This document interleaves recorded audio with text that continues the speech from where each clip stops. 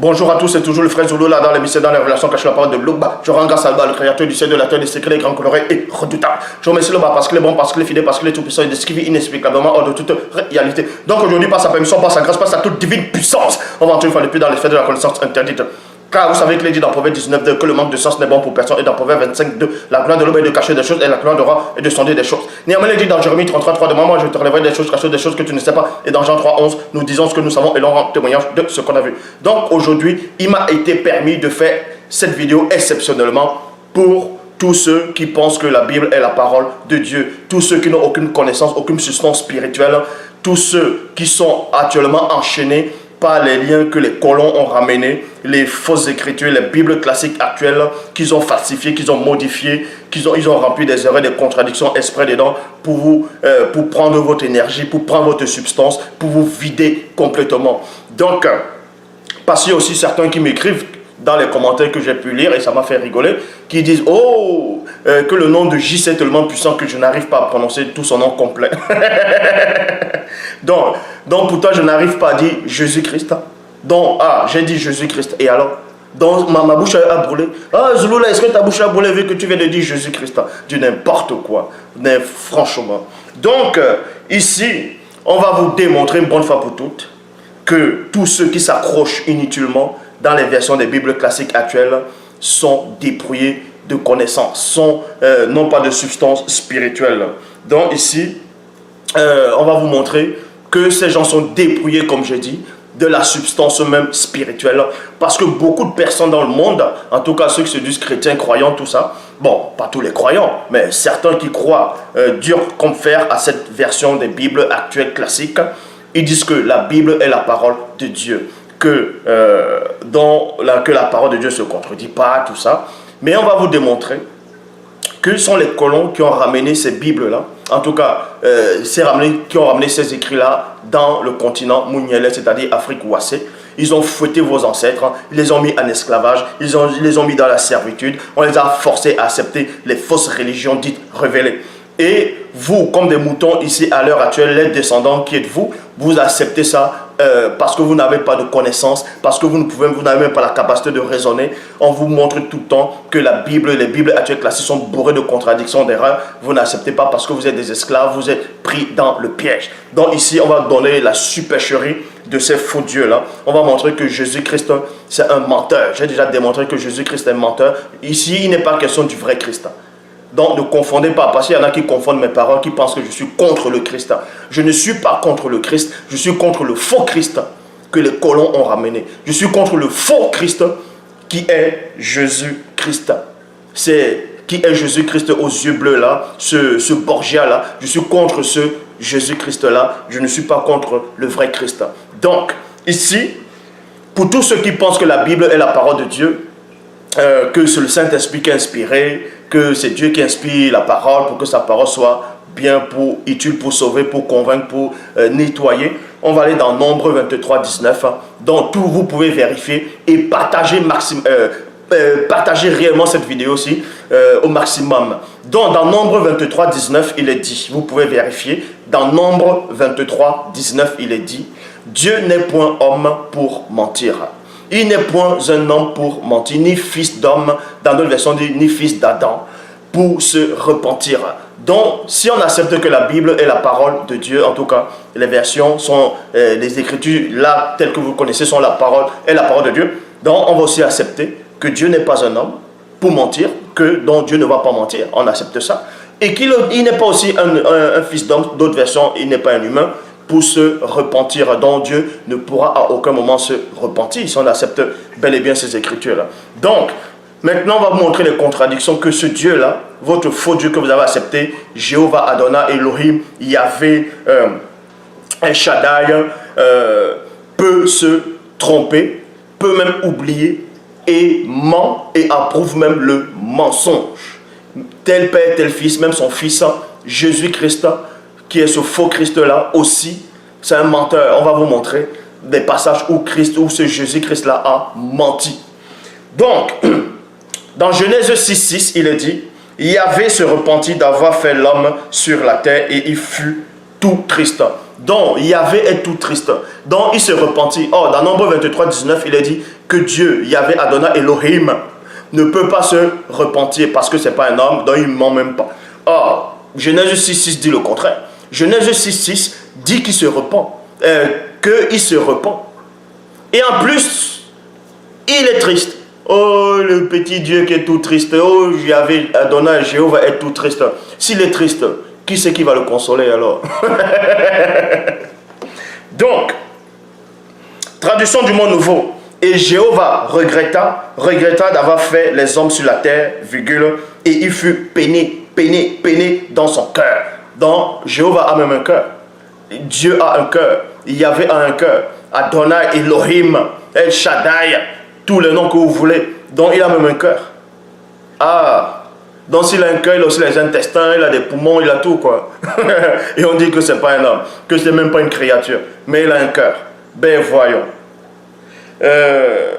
Traduction du monde nouvel, c'est-à-dire Louis II 1910, il a dit l'Éternel se repentit d'avoir fait l'homme sur la terre, virgule, et il fut affligé à son cœur. Point. Il fut affligé. Vous pouvez taper la définition du mot affligé et vous allez voir. Parce que quand quelqu'un est affligé dans son cœur, ça veut dire qu'il y a une force qui a pris le pouvoir sur lui. Ça veut dire que il y a une circonstance qui s'est manifestée, donc qui a pris le dessus sur lui. Donc il fut affligé dans son cœur.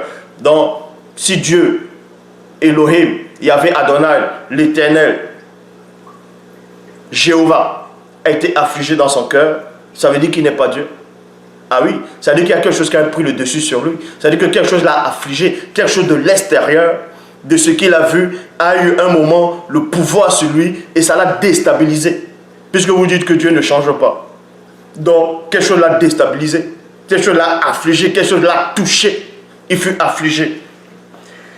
Dans 1 Samuel, chapitre 15 au verset 29, 1 Samuel 15, 29, il est dit « Celui qui est la force d'Israël ne ment point et ne se repent point, virgule, car il n'est pas un homme pour se repentir. » Et pourtant, dans 1 Samuel, chapitre 15, verset 10 à 11, il est dit « L'Éternel adressa la parole à Samuel et lui dit, deux points, je me repens, je me repens d'avoir établi Saül pour roi, car il se détourne de moi et il n'observe point mes paroles. » Mais dans le même livre, celui qui a écrit le livre de Samuel, c'est un trisomique ou bien c'est un attardé mental.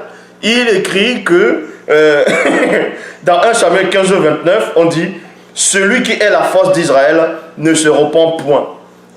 Ne ment point et ne se repent point, car il n'est pas un homme pour se repentir. » Alors que si on va dans le verset d'avant, dans 1 Samuel 15, verset 10 à 11, l'Éternel adressa la parole à Samuel et lui dit, deux points, « Je me repens d'avoir établi Saül pour roi. » Ça a été dit dans 1 Samuel chapitre 15 au verset 10 à 11. Tandis que 1 Samuel 15 verset 29, plus tard, on avance quelques chapitres après, dont ils oublient ce qu'ils ont écrit là, que Dieu s'est repenti, que Dieu se repent d'avoir établi Saül comme roi.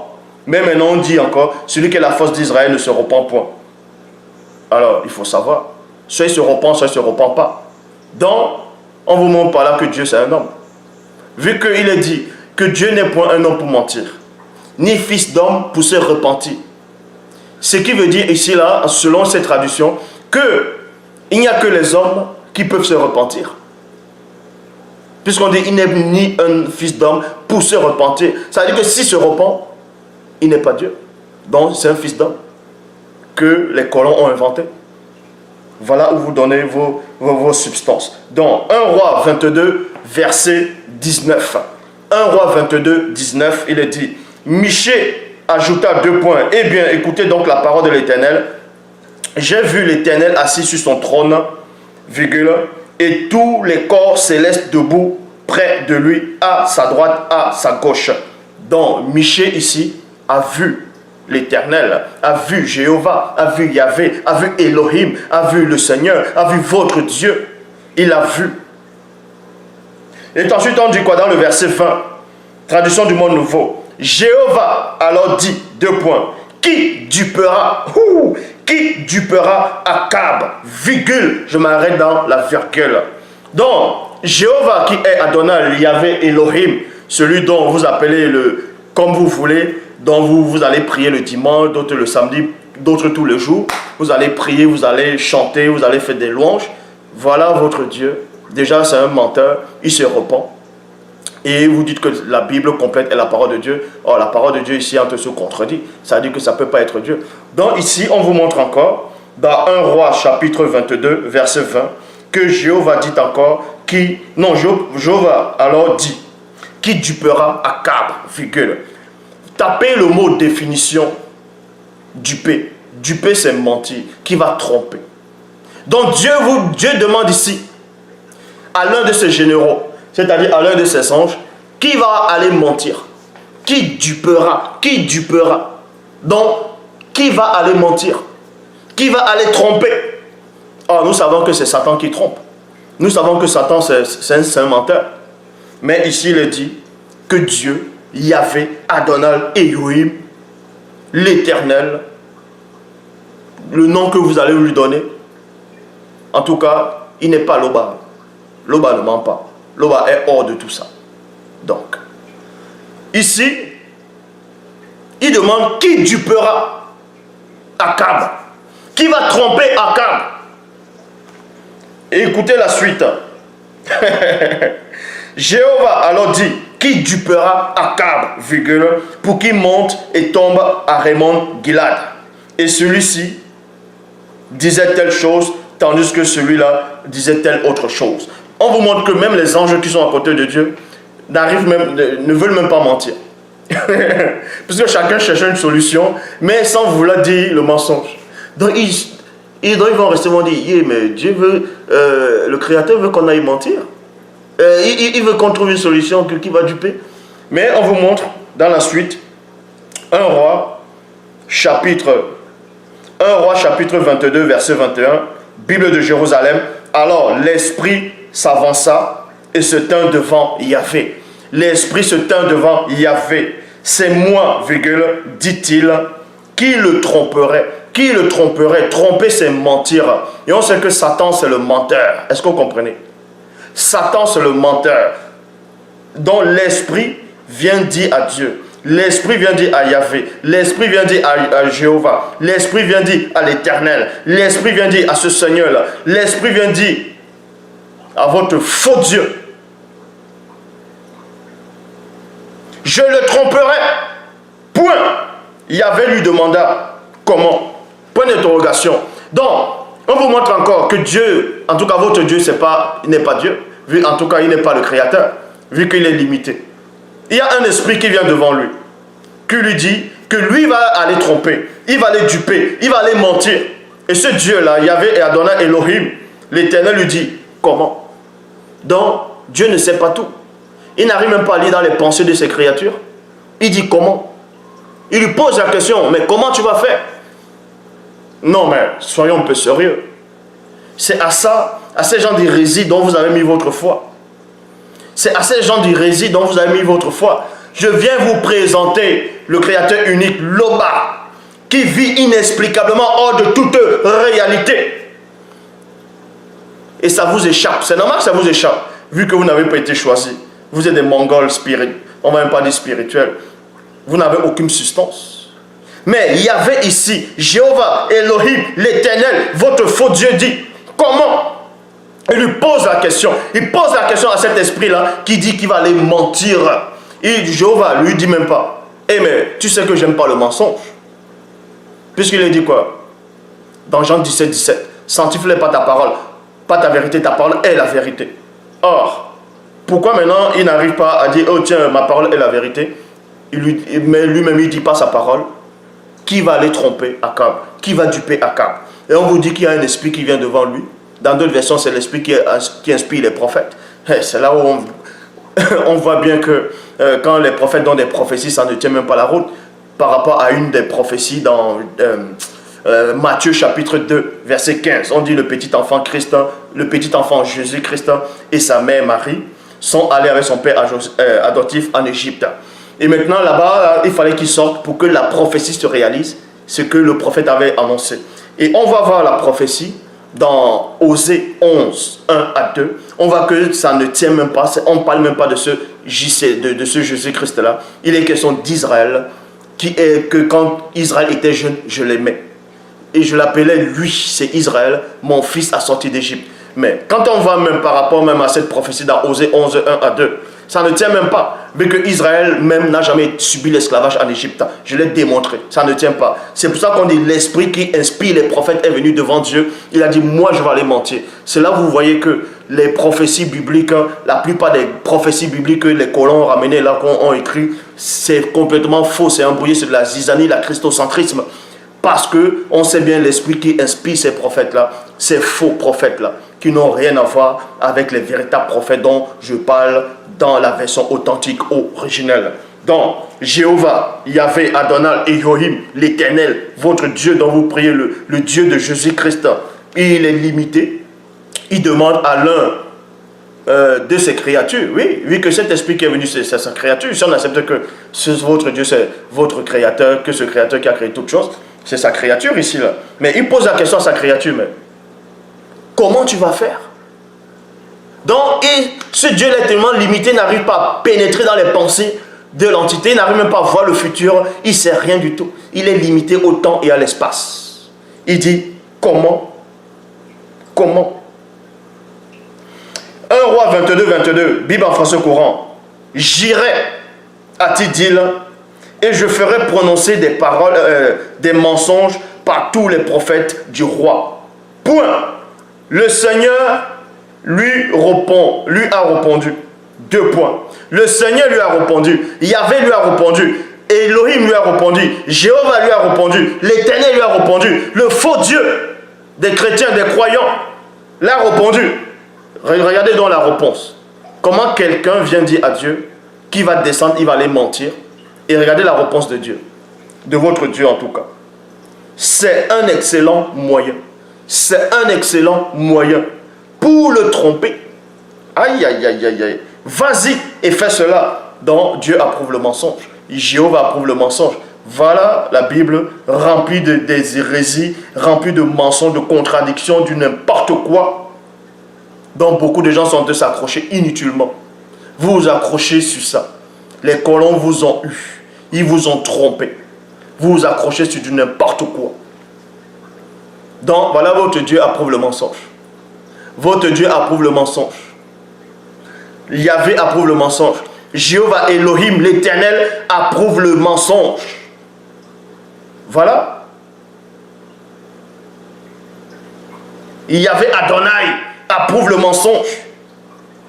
C'est un excellent moyen. Je vais relire. Pour ceux qui n'ont pas peut-être dû comprendre. Ça peut te bouillonner dans le cœur. Tu peux mettre le pouce en bas. C'est ton problème. Ton Dieu, c'est un menteur. Ton Jésus-Christ, c'est un menteur. Et toi-même, tu vis dans le mensonge. Ta Bible, là, ne te servira à rien du tout. Je dis bien, vos versions de Bible trafiquées, vos versions de Bible actuelles, classiques, ne vous serviront à rien. Votre foi, elle est basée sur du mensonge. Votre foi est basée sur de la contradiction. Votre foi est basée sur des écrits inventés, montés de toutes pièces.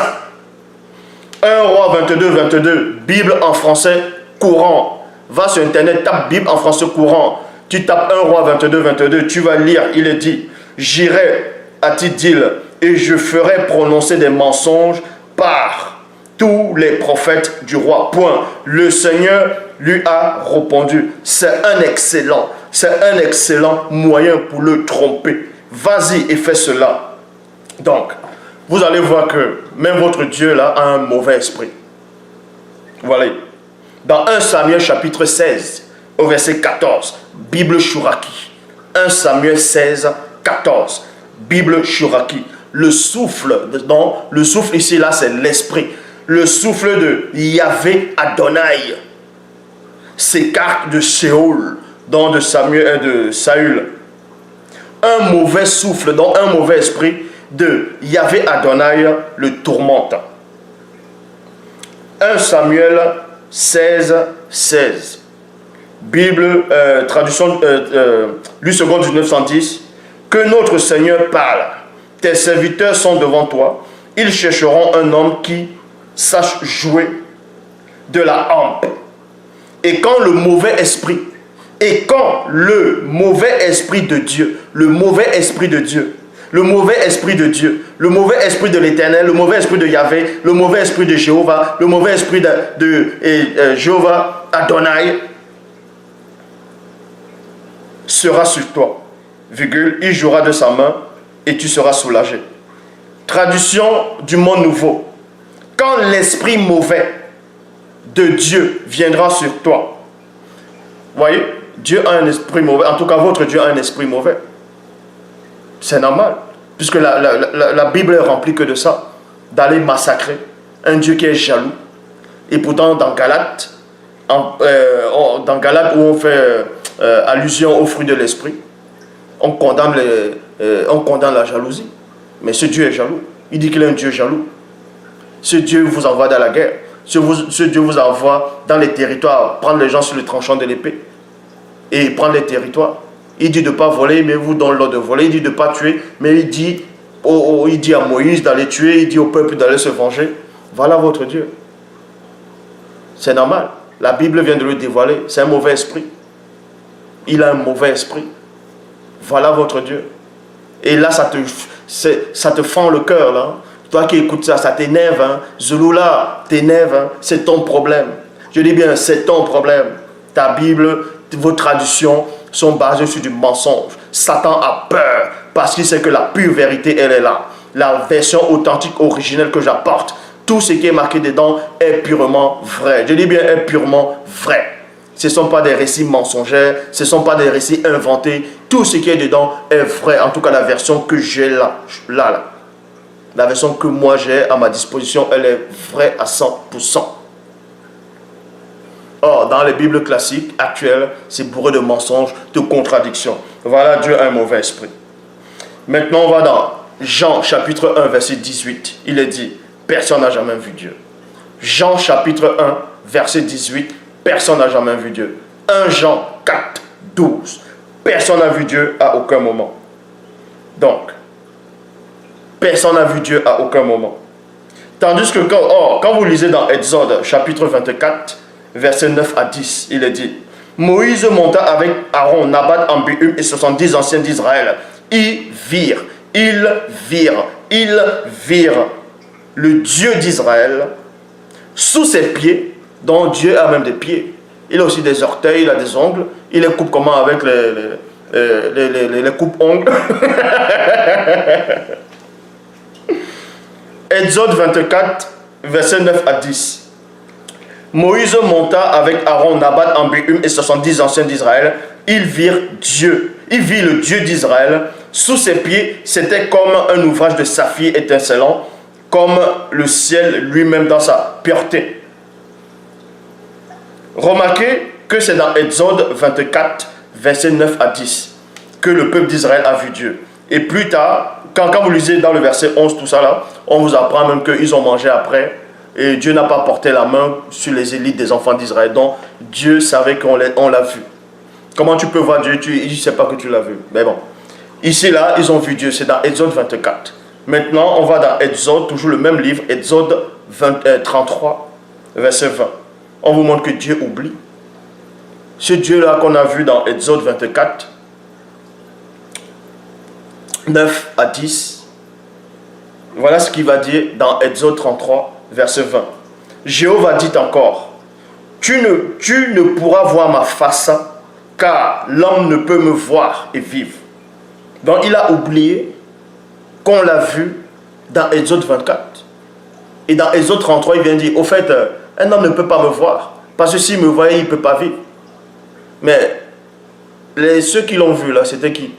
C'était des extraterrestres, c'était des anges. Bon, admettons, on va mettre un peu Moïse à côté. Parce que Moïse était devenu un dieu. Mais Aaron n'était pas un dieu. Nabat, Ambium, les fils d'Aaron n'étaient pas des dieux.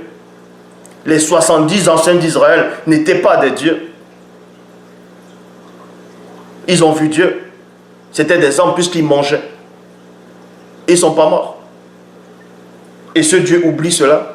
Dans Exode 33, il dit au fait, un homme ne peut me voir et vivre. Pourquoi Moïse ne l'a pas rappelé? Ouais, mais pourquoi tu dis ça? Mais je t'ai vu l'autre jour là, je t'ai vu l'autre jour, pourquoi tu me dis que je ne peux pas te voir? Non, mais franchement. Non, mais franchement. Franchement. Vous vous accrochez sur les Bibles classiques qui n'ont pas de sens, bourrés de mensonges, de contradictions, d'erreurs, des hérésies totales. J'ai dit bien, la vérité que j'ai apportée, cette marche-là, elle a déjà frappé. Donc, inutile de vous de sauter comme des puces, ça ne servira à rien. Zoulou là est là. La vérité là, elle est là. Satan est en train de s'agiter. Le monde occulte en train de s'agiter. Votre démon de Jésus-Christ là, qui est à l'intérieur de vous, en tout cas, l'entité qui contrôle cette image de Jésus-Christ, l'entité qui contrôle ce truc-là, ce mythe-là, de ce faux Christ, Jésus-Christ, dont vous dites que j'arrive plus à prononcer ce nom. Voilà, Jésus-Christ. Et alors, ma bouche a brûlé du n'importe quoi. Donc, Ésaïe chapitre 1, Ésaïe chapitre 6 au verset 1, il est dit, traduction du monde nouveau, dans l'année où le Seigneur, non, dans l'année où mourut le roi Osia, moi cependant je vis Jéhovah, virgule, siégeant sur un trône haut et élevé, et les pans de son vêtement remplissaient le temple. Donc Jéhovah Adonai Elohim, l'éternel Dieu, porte des vêtements. Ah, il porte des vêtements. Il porte des vêtements. Et son tailleur, c'est qui?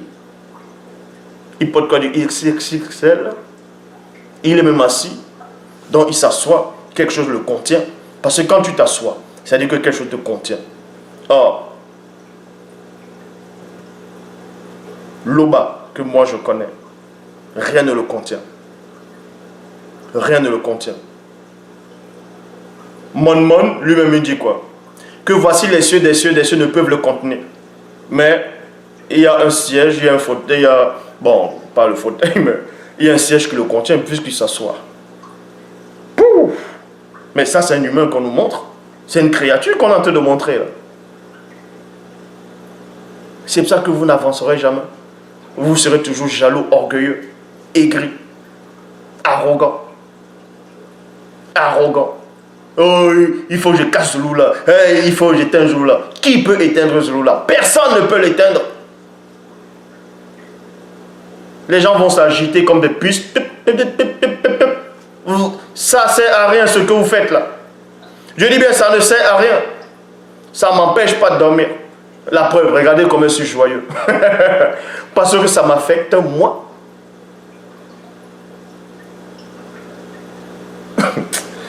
Bon, donc vous allez voir tel père et tel fils.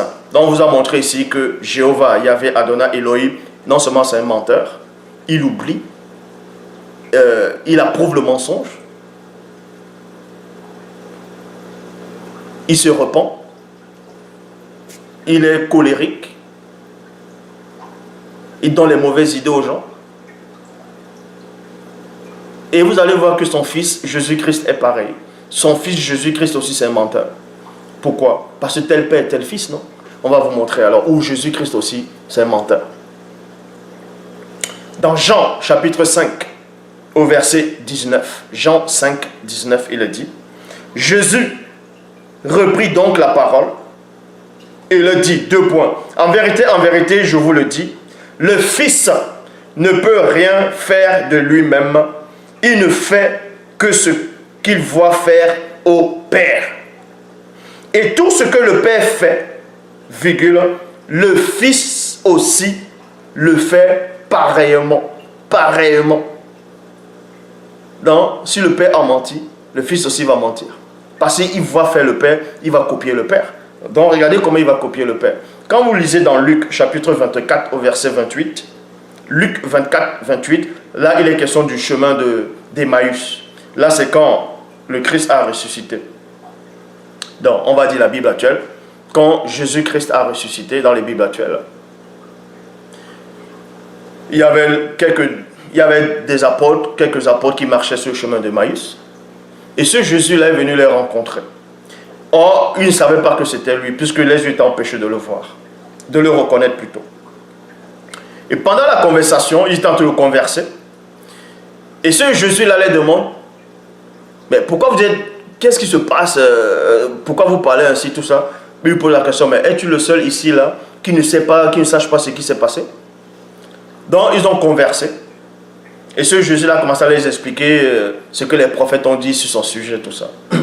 Donc, ils sont arrivés à un endroit où les apôtres, là, ils étaient d'arriver à les endroits de destination, ils devaient aller rejoindre les autres apôtres. Et ce Jésus-là, regardez ce qu'il va faire. Luc, chapitre 24, au verset 28, Bible de la lecture, Jésus le dit. Quand il s'approchait du village où il se rendait, virgule, Jésus fit semblant. Jésus fit semblant d'aller plus loin. Jésus fit semblant d'aller plus loin. Voilà. Faire semblant, c'est quoi? Adopter un comportement en vue de tromper quelqu'un. Faire croire une chose fausse. Donc, vous voyez, ce Jésus-là copie son père Yahvé, Adonai Elohim l'Éternel. Donc, il fait semblant. Il fait semblant, donc c'est un menteur.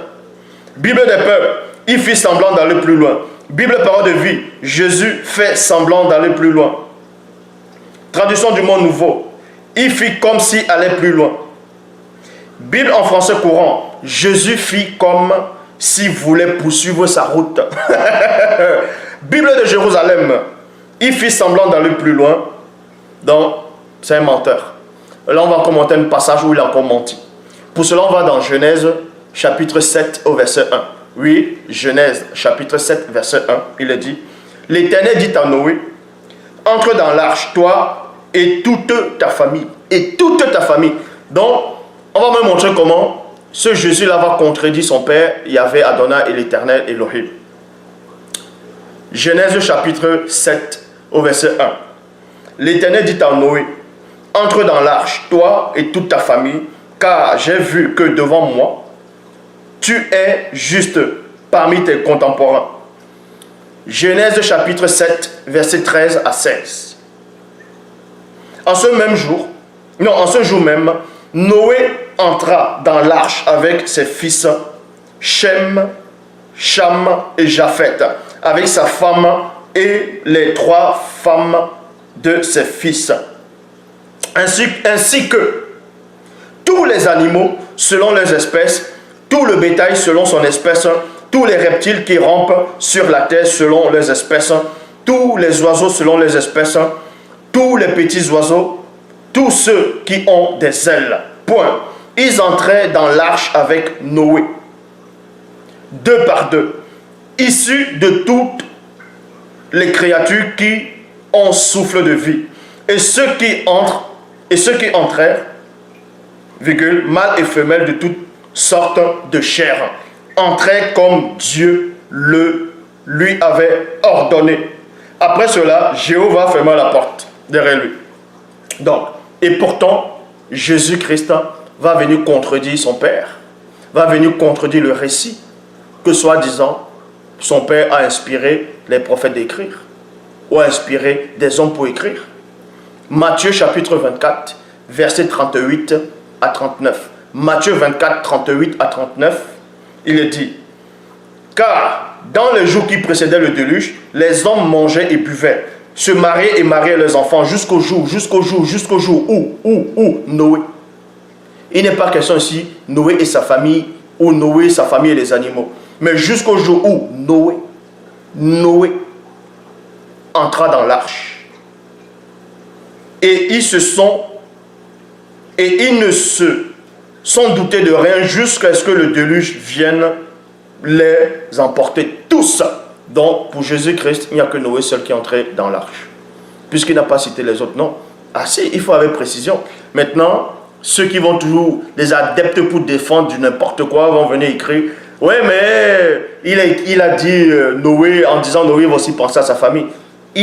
Jean 3,11, nous disons ce que nous savons et l'on rend témoignage de ce qu'on a vu. Jésus-Christ ici a prononcé que le nom de Noé. Il n'a pas dit Noé et sa famille. Il n'a pas dit Noé et ceux qui sont entrés dans l'arche. Allez regarder dans les versions que vous voulez. Noé, jusqu'au jour où Noé, dont Jésus-Christ a contredit son père. Vous voyez, c'est un menteur. 1 Pierre, chapitre 3, verset 20, Bible Chouraki. À ceux qui désobéissent jadis, quand Elohim, dans sa longue patience, attendait au jour de Noah, c'est-à-dire Noé, une caisse fut alors construite dans lequel peu, c'est-à-dire 8 êtres. Les animaux, ce sont des êtres. Les animaux, ce sont des êtres. Donc ici, on dit 8 êtres, furent sauvés des eaux. Donc, les animaux qui étaient aussi sauvés dans le déluge. Pierre, ici, là, le faux Pierre, qui n'a rien à voir avec le vrai Dalé, lui aussi, il a menti. Puisqu'on sait que, quand vous lisez dans la Genèse, ce n'est pas seulement 8 personnes qui étaient sauvées. Ici, l'on dit 8 êtres. Bible des peuples. Tous ces gens d'autrefois qui n'avaient pas voulu croire quand Dieu se montrait patient. Point. C'était le temps de Noé qui, lui, construisait l'arche. Ou quelques-uns seulement, 8 en tout furent sauvés des eaux. Jésus-Christ parle de Noé. Pierre, ici, parle de 8 personnes. Or, le récit originel de Genèse, où il y a cette histoire, ce n'est pas 8 personnes qui ont été sauvées. Vous allez me dire, oui, mais les personnes, ça veut dire humain. Non, ici on a dit 8 êtres. Ce sont des êtres. Les animaux, ce sont des êtres. Ce sont des êtres vivants. Donc ici on dit 8 êtres furent sauvés des eaux. Donc, Hébreu, regardez encore le mensonge dans votre fausse traduction Bible, tout ça. Hébreu chapitre 11, verset 27. C'est pas la fois qu'il quitta l'Égypte, Moïse, il est question ici de Moïse, que c'est pas la fois que Moïse quitta l'Égypte, sans être effrayé. Écoutez attentivement, sans être effrayé, donc ça veut dire qu'il n'avait pas peur. Sans être effrayé de la colère du roi, car il se montra ferme, comme voyant celui qui est invincible. Or, quand on va dans le récit, on voit que Moïse, Hébreu, chapitre 11, verset 27, a menti. Hébreu 11, 27 a menti. Puisque quand on va dans le récit où ça s'est déroulé, Moïse a eu peur. Il a été saisi de crainte et il a fui. Exode chapitre 2, verset 14 à 15. Qui t'a nommé chef pour juger notre querelle? Répliqua l'homme. As-tu l'intention de me tuer comme tu as tué l'Égyptien? Point d'interrogation. Voyant que l'affaire était connue, Moïse eut peur. Moïse eut peur. Point. Tandis que dans Hébreu chapitre 11 au verset 27, il est dit, Moïse a quitté l'Égypte sans avoir peur. Or, dans Exode chapitre 2, verset 14 à 15, on dit quoi? Moïse a eu peur. Dans le verset 15, Moïse a eu peur. Non, plutôt, oui, dans Exode chapitre 2, verset 14 à 15, on vous dit ici que Moïse a eu peur. Le pharaon lui-même a entendu parler et cherchait à le faire mourir. Alors, Moïse s'enfuit et alla se réfugier dans le pays de Mendiant. Comment quelqu'un va fuir pour aller se réfugier quelque part sans avoir peur? Donc, Hébreu chapitre 11, verset 27 a contredit,